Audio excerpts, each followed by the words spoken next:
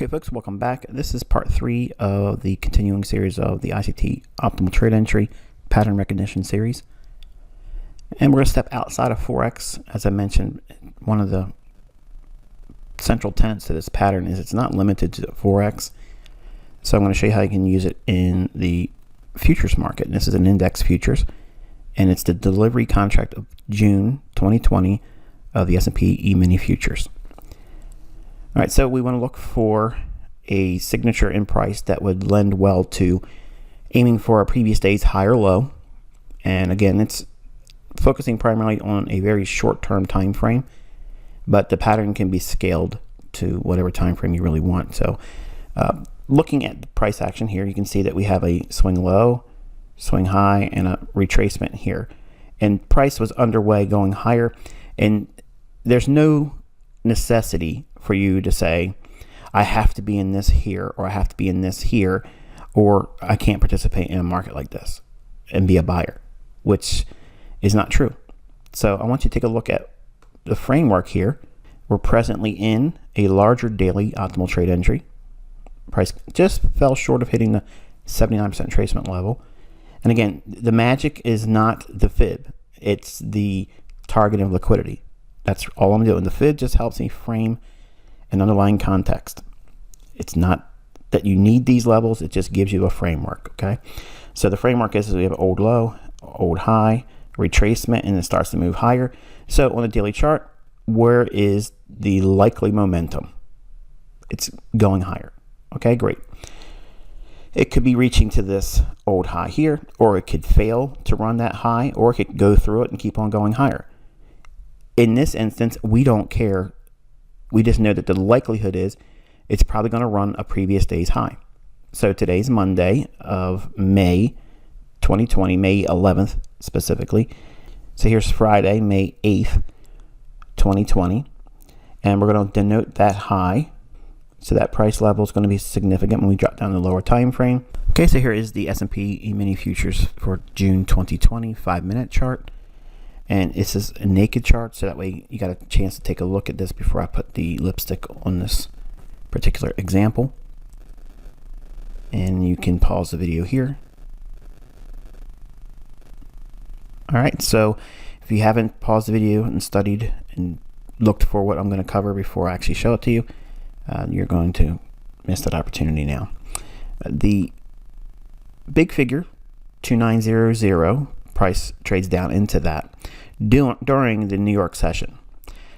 Whenever a big figure is swept, either down into it or up into it, it will generally create some kind of a tradable bounce, okay, or a retracement.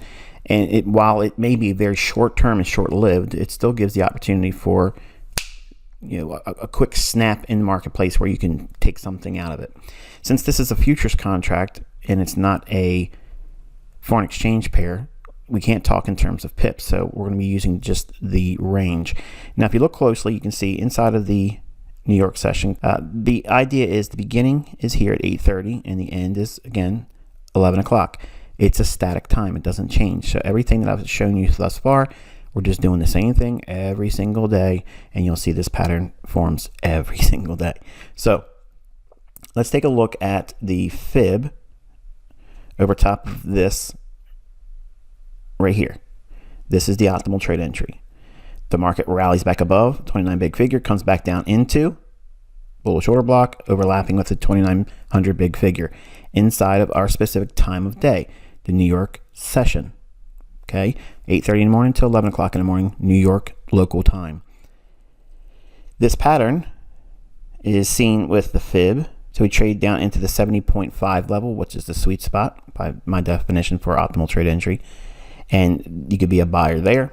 And the market comes back down. It does give multiple entries. You can take it on here, which is still inside of the New York session time window that we've created for this pattern. And we have really 3 candles here, here, and here where it meets optimal trade entry, 62 or less down to 79. And you could be a buyer there. We're going to use the range here. Okay, so 0.5. You could take your first scaling there, partials, and look how it spends a little bit of time consolidating there, and then expands up to 1 full standard deviation here at 29.22. So being a buyer at around 2,900 big figure and getting out with 15 handles in the S&P as a first scalp or scaling, then your secondary exit for a partial could be at 29.22, which is 22 handles in the S&P. Then ultimately, as I mentioned in this pattern, this level here on the fib, if it gets to that price level and runs a specific price point for liquidity, which is the Friday's high, which is we annotated on the daily chart, the market will likely rather want to gravitate towards that old Friday high because the trend is bullish. It's going to want to take liquidity out of there because a lot of people are short selling in the S&P. The market has taken up above Friday's high and to the fib level 29.36. The high comes in on this candle at 29.37, only off by 1 handle on the S&P, and it went up again to another opportunity to do so, and again 29.37. So it's only off by 1 handle, but you could take this idea here and instead of reaching for the 29.36, round down to the nearest 5 level. So that would be 29.35. So that's 35 handles with as much as 1, 2, and 3 partials taken out. But at this point here, I would be out for this particular pattern in this market as an example. Hope you found this insightful. Until next time, I wish you good luck and good trading.